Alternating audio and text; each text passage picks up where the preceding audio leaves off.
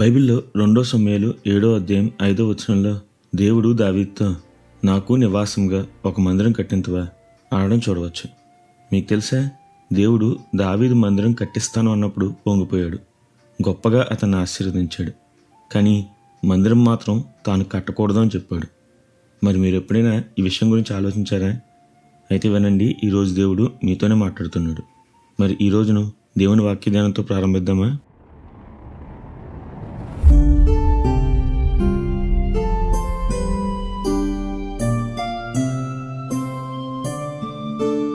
బైబిల్లో 2 సమూయేలు 7వ అధ్యాయం చూసినప్పుడు దావీదు మహారాజు గుడారంలో ఉన్న దేవుని మందసం చూసి నాతాను ప్రవక్తను పిలిచి, అయ్యా, నేనేమో దేవదారుమై రాజమందిరంలో ఉంటే నా దేవుని మందసం గుడారంలో ఉంది.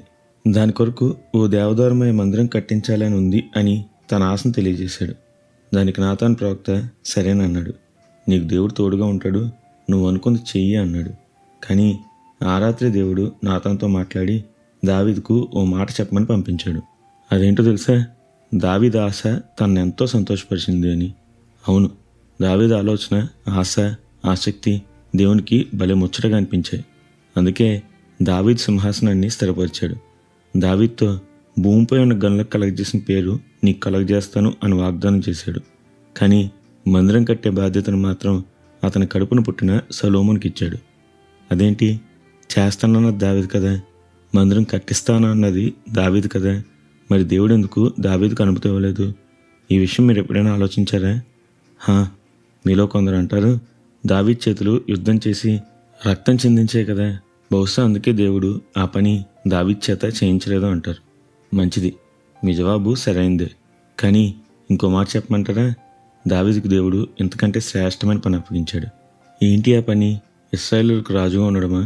అవును, అది తప్పక శ్రేష్టమైనదే. కానీ అంతకు మించి దేవుడు దావీదును ఓ ప్రవక్తగా, ఆరాధకునిగా, కీర్తనాకారునిగా, మందిరానికి కావలసిన సామాగ్రిని సమకూర్చేవానిగా నియమించాడు. అవును, దావీదు మొత్తం కీర్తన గ్రంథంలో ఉండే 150 కీర్తనల్లో 73 తానే రచించాడు. ఇప్పటికీ ఆ కీర్తనలు అనేకులకు ఒక గొప్ప ఆదరణను, విశ్వాసాన్ని, నిరీక్షణను అందిస్తున్నాయి. తెలుసా, దేవుడు దావీదుకు చేతులతో కట్టే మందిరం పని కాదు, దేవుని రాజ్యాన్ని కట్టే పని అప్పగించాడు. ఆ పనిలో భాగంగానే అనేక కీర్తనలు రచించే తలాంతు దావీదుకి ఇచ్చాడు. ఎంతో వైభవంగా సొలొమోను మందిరం కట్టాడు అనే మాట వాస్తవమే. కానీ ఇప్పుడు ఆ మందిరం ఎక్కడుంది?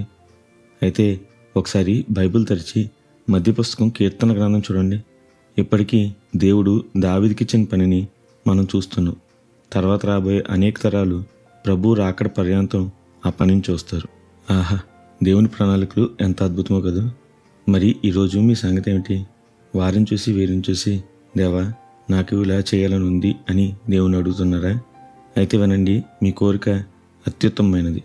అయితే జ్ఞాపకం పెట్టుకోండి, బహుశా దేవుడు మీరు కోరుకునేది మీకు ఇవ్వచ్చు, లేదా అంతకంటే శ్రేష్టమైనది మీకు అనుగ్రహించవచ్చు. అయితే ఆయన ఇచ్చిన ఏ చిన్న పరిచర్య అయినా నమ్మకంగా చేయండి.